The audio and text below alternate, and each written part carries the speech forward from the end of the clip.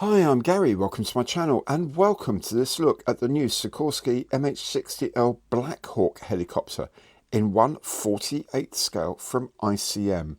If you enjoy the video, please make sure to give it the imperial thumbs up, hit the notification bell and subscribe to the channel. It's free and a great way to show your support. Let's make a start by looking at the box.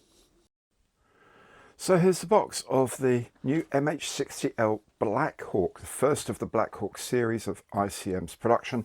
This is a US Special Forces helicopter. It's in 1/48 scale and the product code is 48360. Has some very lovely box art here of it ingressing to a hot LZ somewhere in a desert. I've made up most of those words. I've no idea what they mean. Anyway, I would say recent ICM box art has been very, very good indeed. On this long side here, we have a panel saying it is indeed 100% new moulds for ICM's first Black Hawk helicopter. There are certainly two already been released subsequent to this. It's the Special Operations variant. It includes markings for 3 different aircraft. The length is 421 millimeters. That includes the rotor, by the way. The height is 111 millimeters and the main rotor diameter is 343 mil. And there are 302 parts in the kit. On the other long side are the 3 aircraft you can build. You'll notice they're all completely black, so it's a bit difficult to see some of the markings, which are low vis markings on black, but they do have a couple of codes. This one, 160th Special Operations Airborne Regiment, I'm guessing, I don't know, 2011, one in 2007 and one in 2012. Pretty sure that's not how you spell Tennessee, but you know, who cares? Let's have a look inside and see what you get for your money in this box. The box, like most ICM kits, comes with a beautifully printed cover, this top sliding cover in nice glossy print, inside of which is a functional yet very, very strong cardboard box, which is a top opener. So you do feel sometimes that maybe there's a bit too much space, but you know what, doesn't matter. There is a cellophane bag with all of the plastic parts in here, and I'm now realizing quite how big this helicopter is going to be, so that's quite fun. There is the instruction sheet, and inside the instruction sheet is the decal sheet. And there is also an advert for ICM's own range of acrylic paints, which I really enjoy using. So let's see what these things look like in a bit more detail. Frame A here comprises the fuselage, 2 halves of the fuselage and the base, and also here the horizontal stabilizer that fits at the back, what you would quite often call a tail plane. That's frame A. Frame B has the interior structures, some instruments there probably for the roof, I'm guessing, floor, nose sections, these bits goes under the tail, doors and engines, engine inlets and so on, and here of course the tail rotor. Frame C, more bits of the engine, all the interior things like seating, the rotor hubs are up here, more parts of the cockpit, undercarriage, bits and pieces around the outside as well. Oh, this is the refueling boom, I seem to recall. There are 2 frames D for Delta, more seats, more supports for the seats and things like that. Lots of bits of aerials, that's something to do with the tail rotor. Probably a joystick here. I'm sure somewhere there's probably a collective as well. That might be over there. Yeah, just sort of bits and pieces of interior really. And there are 2 frames E for Echo. Here we have more bits of seating, I presume. Here we have the miniguns for the sides. wheels, and so on and so forth, bits and pieces around the aircraft. These are support struts for the seats, I seem to remember from the video, and that looks like a collective lever there, in fact. And what I find very interesting is that the rotor blades come individually as frame F, so 4 frames F. I am suspecting this is because that's the easiest way to change the shape of the blades that are fitted. Now, I don't know whether because I haven't read up on this yet, I don't know whether the Special Forces one had this tip sweep specifically for noise reduction or something like that. Whether they had the trim tab here, maybe that reinforcing strip at the front. I don't know whether, but I'm going to guess that for the rest of the series they have different rotor blades, perhaps a different aircraft. So this is one specifically for the MH-60L. It's a really, really easy way to make lots of different options for the one kit, is by having rotor blades that can be changed like this. And then finally, the transparent parts here are on frame G for golf. And as you can see, main canopy, some side windows, a few observation windows, and some lights. Right, taking a closer look at the plastic, and I'm actually quite amazed. If we look at the back of this fuselage, it's all sort of mushroom riveted. It's not flush riveted. The panel lines are good. They're not too broad. They seem actually believable. I would say this is some of the best moulding I've ever seen from an ICM kit. I thought the Bronco was good. I thought the B-26 was good, but the moulding on this looks remarkable. I mean, really, really good. So we can get the camera to focus on this. There we go. All these ribs in the horizontal stabs are looking fantastic, with all the riveting in there as well. Really nice. But what really struck me was when you look inside, see how shiny it looks. See how clean and shiny that looks. There's the ejector pins have been got rid of, probably by the tooling. Look at how small and precise these holes look like. This is another level. I think, personally, this is another level up for ICM. Now, I don't know if they've got new machinery. I would ask. But this is a 1/2 mil pencil lead. And you can see, look at these locating holes here and the locating pins. Look how sharp they are. That's, to me, to my mind, they've stepped it up from the past. Look at this underneath here is beautiful.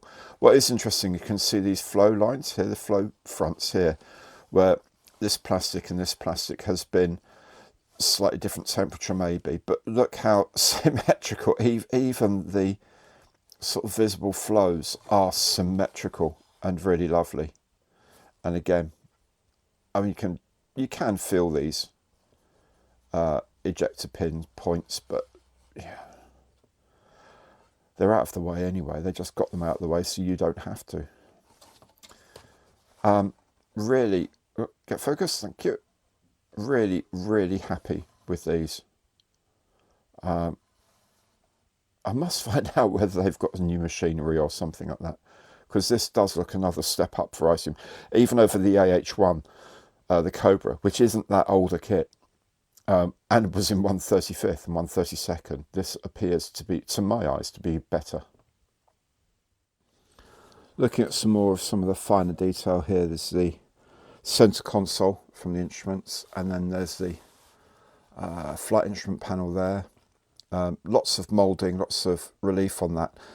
That does bug me when we come to putting decals on, I have to say. But it's not just ICM, it's a lot of companies do that, and it really annoys me. It could be that will make life difficult to put a broad decal sheet down on that much relief, as it were.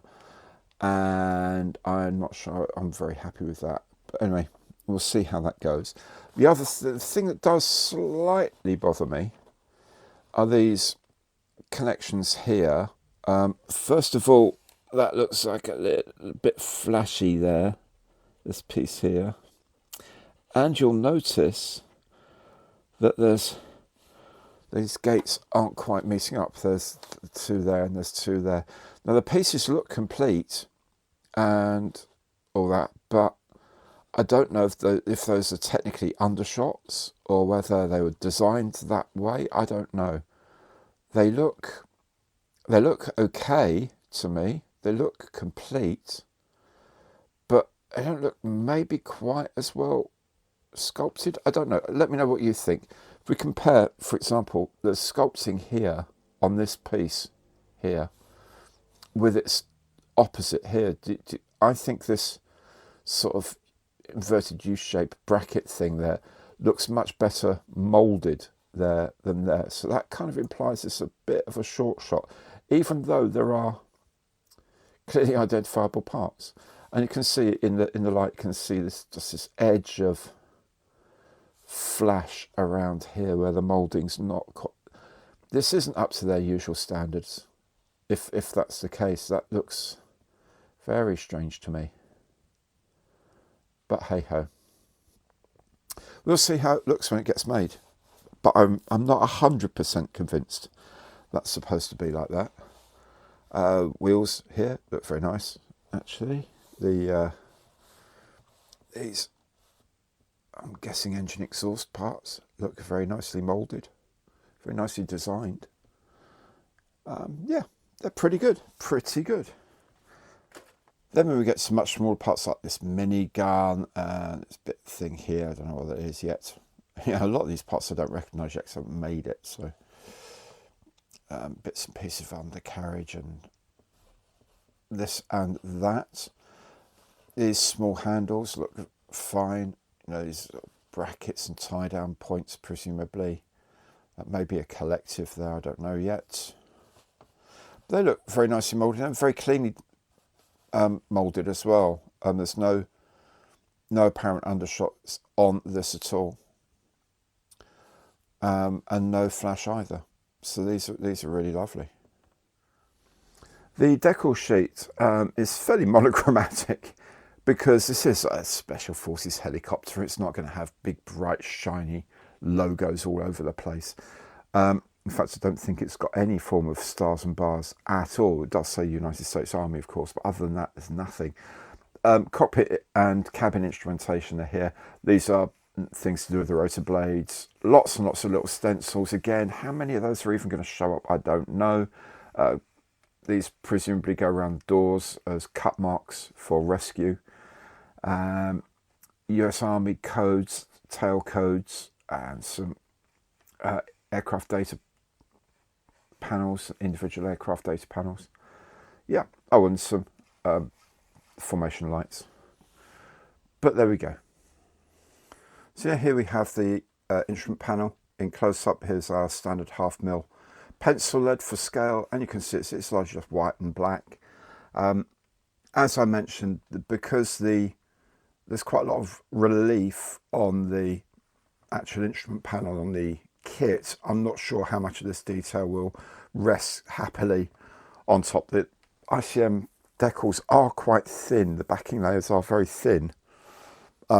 So it could be okay, but I'm just not sure. And given that these essentially are all instruments off, you know, shut down, there's no data on the screens here, then, you know, you might as well be off just dry brushing it or something like that, which is probably what I will do. The same again here for the instruments and fuses and the nav things you tap stuff into, whatever. All the other bits and pieces and gubbins around the cabin. Most of it, I'm going to guess, will probably dry brush. The stencils are all in like an olive green, darkish olive green, low visibility. I guess these large ones are stencils for the blades, the rotor blades. They all seem to have the same serial number though, which is kind of, I don't know, unusual. How well these show up on a kit that's essentially black, I guess, depends on how deep a black you get with the aircraft. it will be interesting to see whether you can actually see any of these beyond if you accidentally silver them, you don't put them on properly. As I said, they do tend to sit very well because of the backing layer is very, very thin on these. The only real colour here on the whole aircraft are the formation lights, the formation strips here. But still, you know, this is what it looks like. So it looks okay to me. The colours, I don't know about what the colours are in reality. This is just a very like dark US olive green to my eyes. Instructions very much of the current ICM way of doing things. Reprise of the box art in full colour. Notes about the aircraft in English and in Ukrainian, and technical specs of the aircraft in Ukrainian and in English. The colour callouts are here. They're in ICM paint codes and ICM paint code numerical order. And they obviously have a letter which then refers to letters inside the instructions. There's a translation of the icons here. And here there's a QR code which links to a very, very useful step-by-step video instruction. That is using the CAD data from the design. So it's actually really useful where you maybe don't have a very clear view in the printed instructions of something. It will become much more apparent in the video instructions exactly where parts fit and how they fit together. On the inside we have the frame maps as usual. ICM does this quite a lot. All the frame maps are there. And then we have the instructions, again, absolutely normal for ICM. What's this? Isometric view, I guess. I don't know. I can't remember what it's called. Anyway, we kick off with the constructing the cabin, the control, the cockpit. That's the main base. Seats and so on, bits and pieces. Now, having seen the video for the construction, this is the bit that I think is going to cause people the most problems, is that you build all the rows of seats, which is nice, and then you put them onto the roof. Okay, they connect to the roof, and then you put the bars in to match them onto the floor, and then you put them down onto the floor. Sorry, there we go. Then you can put them down onto the floor. So I think matching up all of these support legs and having these at the right angle is going to be quite phenomenally tricky. And again, you do it with this rear set of seats here. They go onto the roof first, and then the support legs go in afterwards. I think that's going to cause a lot of people a lot of grief, myself. Maybe not. Maybe these are so well, you know, that maybe the mountings are so well made that they go in and just stay put and it's not a problem. That remains to be seen. But when I saw that on the video, that did actually worry me quite a lot. Of course, the cargo versions don't have to have the seats in at all. So you might want to wait to do that. Then everything else is relatively straightforward after that. Yeah, all these bits and pieces are very, very straightforward. Yeah, it's just a case of bolting stuff on, really.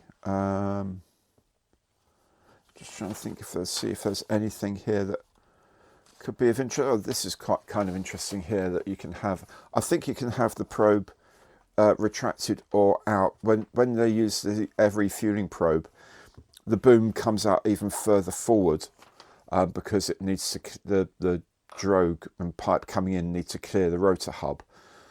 So, but it's quite ungainly and unbalancing when it is fully extended, especially when you're flying at low level. You can catch that on stuff. So it retracts, so you can have like the sort of nub of the retracted one there, or the full length one if you want to pose it as if it were refueling in midair. The rotor hub assembly looks relatively straightforward. but we'll see how we go with that as the time comes. Obviously what I'll be doing is what they've done here, is I'll build the rotor assembly separately, paint everything separately, and then just pop it in at the last minute. There is a set of templates here for masking.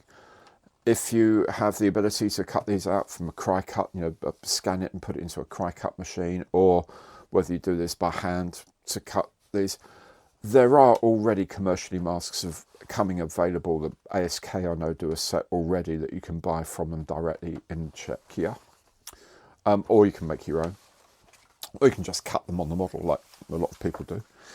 And then we have the 3 schemes, obviously 3 colour schemes, all the same colour, which is essentially just black, with bits and pieces of colour here and there. Various bits of decaling as well, but again, these are very, very low visibility. An aircraft from Tennessee, 2007. Aircraft on exercise Panamax in 2011, and an aircraft, when was this, in 2012. Doesn't say where it was being used, but in 2012. So that's the instruction booklet. There it is, a great looking kit and something I'm itching to build. I hope you enjoyed it too. Thanks very much for watching, and goodbye.